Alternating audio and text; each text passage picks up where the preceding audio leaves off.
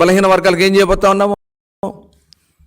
ఇవాళ దళిత తేజం ద్వారా దళిత సోదరులకు జరిగినటువంటి అన్యాయాల మీద రాష్ట్రం అంతా కూడా ఇవాళ పర్యటనలు ప్రారంభించుకున్నాం. నువ్వు దళితులను మోసం చేయలేవు. వారికి కూడా త్వరలోనే ఒక డిక్లరేషన్ ఇవ్వబోతా ఉన్నాం.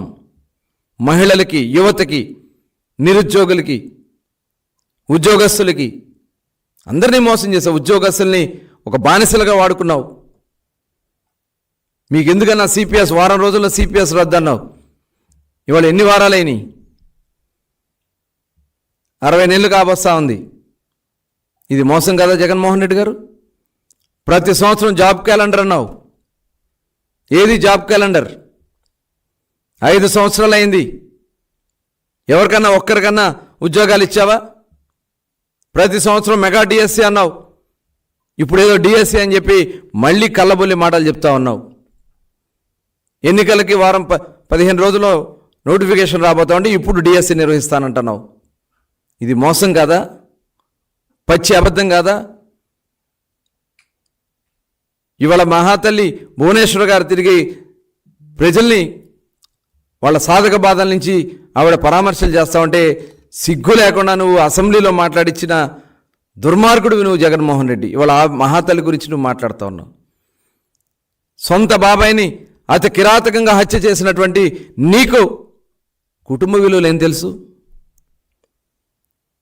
నీ సొంత చెల్లి ఇంట్లోంచి తరిమేస్తే ఇవాళ బయటకు వచ్చి మాట్లాడుతుందని చెప్పి నీ సోషల్ మీడియాలో అత్యంత దారుణంగా ఆవిడ మీద పోస్టులు పెట్టించి ఒక ఆడబిడ్డని కూడా చూడకుండా, సొంత చెల్లని కూడా చూడకుండా ఇంత నీచానికి దిగే ఈ ముఖ్యమంత్రికి విలువలు ఉన్నాయా? ఒక విలువలు లేనటువంటి వ్యక్తి ఈ ముఖ్యమంత్రి జగన్మోహన్ రెడ్డి. తిడితే పదవులు, బూతులు తిడితే పదవులు. ఇవాళ చాలా ప్రజలందరూ కూడా గమనించాలి, ఆలోచించాలి. ఈ రాష్ట్రం ఏమైపోతా ఉందో. స్వేచ్ఛగా వచ్చి బయటకు వచ్చి ఒక్కరు ఒక మాట చెప్పుకునే పరిస్థితి ఉందా? సొంత చెల్లినే దిగజార్చినటువంటి ఈ ముఖ్యమంత్రికి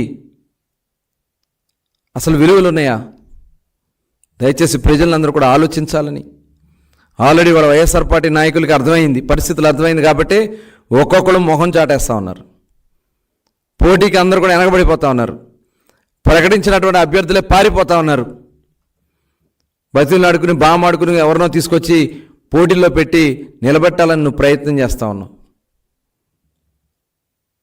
ఒక నీతి, నిజాయితీ, నిబద్ధతతో ఈనాడు ఈ రాష్ట్రానికి 14 సంవత్సరాలు ముఖ్యమంత్రిగా ఇవాళ అపోజిషన్లో నువ్వు ఎన్ని ఇబ్బందులు పెట్టినా, 53 రోజుల పాటు రాజమండ్రి జైల్లో పెట్టించినా రాష్ట్ర ప్రజల కోసం పోరాడుతున్నటువంటి ఏకైక నాయకుడు నారా చంద్రబాబు నాయుడు గారు. చంద్రబాబు నాయుడు గారికి తోడుగా ఈ రాష్ట్రంలో ఈ జగన్మోహన్ రెడ్డి అవినీతి అరాచక ప్రభుత్వాన్ని పోగొట్టాలని చెప్పి బయలుదేరినటువంటి మరొక మహానాయకుడు పవన్ కళ్యాణ్ గారు. రాబోయే కాలంలో రేపు 28వ తారీఖున మేనిఫెస్టో విడుదల ఉమ్మడి సమావేశంలో ఈ ముఖ్యమంత్రికి దడపడుతూ ఉంది.